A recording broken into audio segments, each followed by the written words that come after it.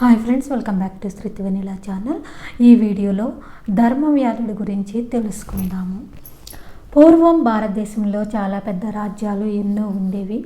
వాటిల్లో విదేహ రాజ్యం ఒకటి. దానికి రాజధాని మిథిలా నగరం. అది భూదేవికి తిలకం వల్లే ప్రకాశిస్తూ ఉంటుంది. కోటలతోని, అగర్తాలతోనూ, ప్రాకారాలతోనూ, పెద్ద పెద్ద మేడలతోనూ ఆ నగరం దివ్య వైభవాన్ని విరజిమ్ముతుంది. విశాలమైన రాజవీధులు, అందమైన అంగళ్ళు, రమ్యమైన పూల తోటలు, సొగసైన సరస్సులు ఆ పట్నం యొక్క అందాన్ని ఇమిడింపచేస్తూ ఉంటాయి. అక్కడ జనులంతా ధర్మవర్తులు.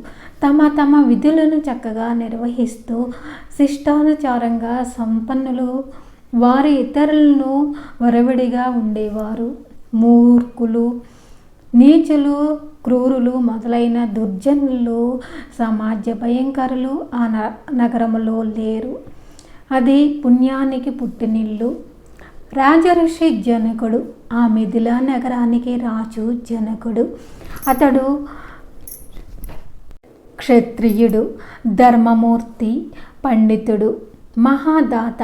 రాజనీతిని అనుసరించి పరిపాలన చేస్తూ ఉండేవాడు. తన సొంత బిడ్డ అపరాధి అయినా శిక్షిస్తాడు. నిరపరాధి అయితే శత్రువునైనా అతడు గౌరవిస్తాడు. అతని సమదృష్టి అలాంటిది. ఆ మహారాజు ప్రజలను కన్న బిడ్డల్లా చూసుకుంటాడు. అతడు ధర్మబుద్ధే ప్రజలందరికీ అలవడింది. పరిపాలకులు ప్రభావం ప్రజలపై తప్పక ప్రసరిస్తుంది కదా. అందుకే యథా రాజా తథా ప్రజ. రాజును అనుసరించే ప్రజలుంటారు అని పెద్దలు అంటారు. కాగా జనక మహారాజు ధర్మనిష్టల వల్లే మిథిలా రాజ్యం ధర్మరాజ్యంగా వర్ధిల్లింది. మిథిల యొక్క చివరపేటలో ఒక అందమైన భవనం ఉంది. ఆ ధర్మవ్యాధుడు అనే ఒక శూద్రుడు నివాసం. అది చాలా పరిశుభ్రంగాను పవిత్రంగాను ఉంటుంది. అందులో ధర్మవ్యాధుడు ముసలివాళ్ళైన తల్లిదండ్రులతోనూ భార్యాపుత్రులతోనూ కాపురం చేస్తున్నాడు. అతడు జాతిని బట్టి శూద్రుడు, వృత్తిని బట్టి వ్యాధుడు అనగా వేటగాడు. మాంసం అమ్ముకొని జీవించడం అతని వృత్తి. అతడు పెద్దగా చదువుకోలేదు. అయినా పూర్వజన్మ సుకృతం వల్ల అతనికి అన్ని విద్యలు సారంగా అబ్బేవి. ధర్మాలు, ధర్మక్షోత్రాలు, ధర్మ రహస్యాలు అన్నీ అతనికి ఉగ్గుపాలతో పట్టిన విద్యలా అయ్యాయి. అందువల్లనే ధర్మవ్యాధుడు అనే పేరు అతడి విషయంలో సార్థకమైంది. ధర్మవ్యాధుడు కీర్తి వాడవాడలా వ్యాపించింది. సంశయం కలిగినప్పుడల్లా అందరూ అతని వద్దకు వచ్చి తృప్తికరమైన సమాధానాన్ని పొందుతూ ఉండేవారు. ఇలా ఉండగా విచిత్రమైన సంఘటన ఒకటే జరిగింది. ప్రక్కనున్న రాజ్యంలో దూరంగా ఒక అగ్రహారం ఉంది. అందులో కౌశికుడనే ఒక బ్రాహ్మణుడు నివసించేవాడు. అతడు వేదాలు, శాస్త్రాలు అన్నీ చదువుకునేవాడే. కానీ ఏ ఒక్క విద్యలు అతనికి వంట పట్టలేదు. కోపం, తాపం, అసహనం ఎక్కువ. అతడు కొంతకాలం తపస్సు కూడా చేసేవాడు. అయినా మరింత అహంకారమే పెరిగింది. తల్లిదండ్రులు అనుమతి తీసుకోకుండా అతడు ఇల్లు విడిసి వేదాధ్యయనం కోసం అడవికి వెళ్ళాడు. అడవిలో ఒక చెట్టు క్రింద కూర్చొని కౌశికుడు వేదం వల్లే వేస్తున్నాడు. మధ్యాహ్నం అయింది. చెట్టు మీదనున్న ఒక కొంగ రెట్ట వేయగా అది అతడు శిరస్సుపై పడింది. కౌశికుడు కోపంతో కళ్ళు ఎర్రచేసి ఆ కొంగను చూసి శపించాడు. వెంటనే అది చైతన్యం కోల్పోయి క్రింద పడి చనిపోయింది. దాంతో కౌశికునికి తన తపశక్తిపై నమ్మకం పెరిగిపోయింది. అతడు అధ్యయనం ముగించి దగ్గరలో ఉన్న ఊళ్ళోకి భిక్షను అడగటానికి బయలుదేరాడు.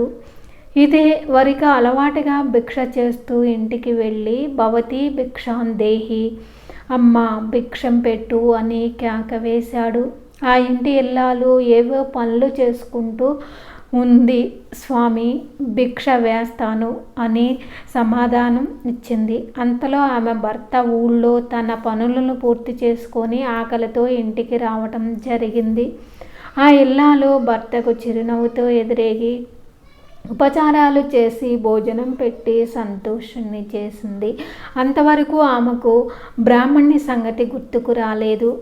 పతిసేవ ముగించిన తర్వాత గుర్తుకు రాగానే తొందరగా ఆమె భిక్షను పట్టుకొని వచ్చింది. గుమ్మంలో కౌశికుడు కోపంతో ఊగిపోతున్నాడు. కళ్ళు చింతనిప్పుల వలె చేసి ఆమెను కొరకొర చూసి, ఏమమ్మా ఇంత ఆలస్యం అయ్యిందేంటి? తపస్వి అయిన నన్ను అవమానిస్తావా అని అరిచాడు. తన కోపాగ్నికి ఆమె ఆహుతి అయిపోతుందని అతని ధైర్యం.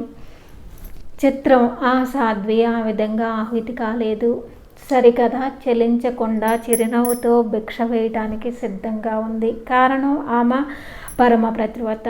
ఆమె దృష్టిలో భర్తని మించిన దైవం లేదు. మనసుతో, మాటతో, చేతలతో ఆమె ఎల్లవేళలా భర్తనే ఆరాధిస్తూ ఉంటుంది. ఆమె సదాచార సంపన్నురాలు. శుచిగా పవిత్రంగా ఉంటూ ఇంటి పనులను చక్కబెట్టుకుంటూ ఉండటం ఆమె స్వభావం. దేవతలు, అతిథులను పూజించటం, బంధువుల్ని ఆదరించటం, సేవకులని అనురాగంతో చూడటం ఆమె అలవాట్లు. వినయం, విధేయత ఆమెకు సహజ భూషణాలు. ఏది ఏమైనా భర్తను సేవించడమే ఆమె మొదటి ధర్మం. ఈ నియమం వలన ఆమెకు తెలియకుండానే అమోఘమైన శక్తులు కొన్ని ఆమెకు వరించాయి. వాటి ఫలితంగా ఆమె ముని కోపాగ్నికి భస్మం కాలేదు. కౌశికుడు ఆశ్చర్యంతో గుడ్లప్పగించి గుటకలు వేయటం తప్ప ఏమీ చేయలేకపోయాడు.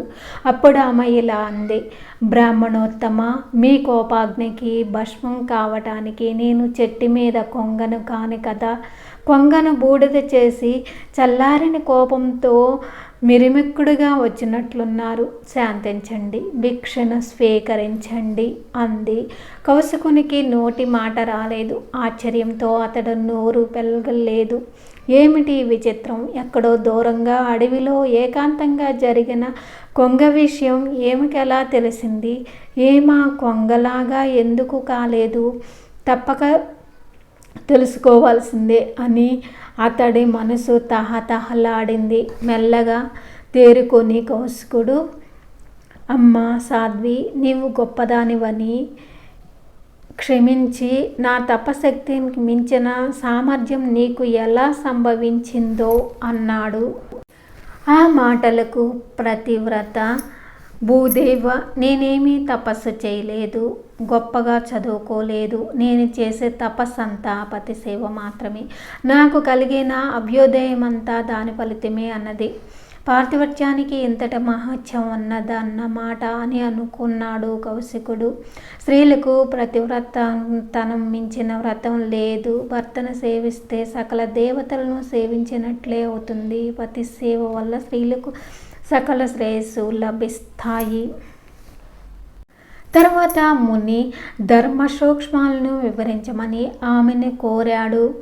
దానికి ఆమె, పెద్ద పాండిత్యమేమీ నాకు లేదు. మీ కోపాగ్ని చూచి నాకు ఒక విషయం గుర్తుకు వచ్చింది, దానిని వివరిస్తాను అన్నది.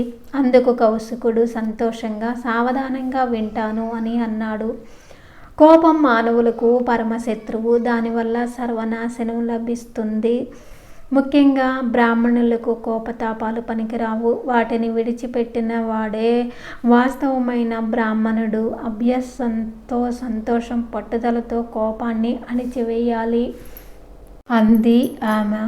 అప్పుడు కౌశికుడు బ్రాహ్మణునికి సంబంధించిన విషయాలను వివరించమన్నాడు. ధర్మానికి పరమమూలం వేదం. వేదసారం సత్యం. సత్యమే ధర్మస్వరూపం. అయితే ధర్మ సూక్ష్మాలు వివిధంగా ఉంటాయి.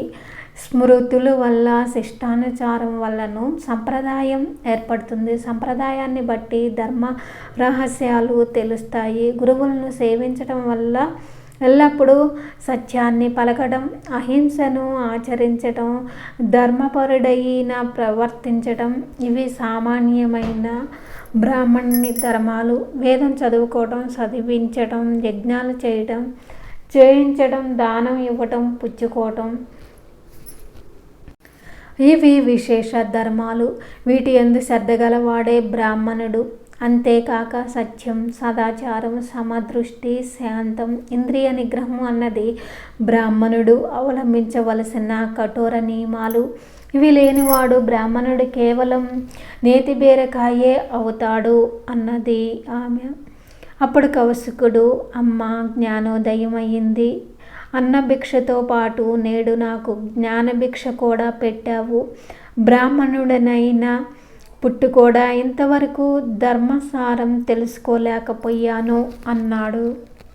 ధర్మవ్యాధుడి తర్వాత భాగం నెక్స్ట్ వీడియోలో చెప్పుకుందాం. ఈ వీడియో మీకు నచ్చితే లైక్ చేయండి, కామెంట్ చేయండి. Please subscribe my channel. Thank you for watching.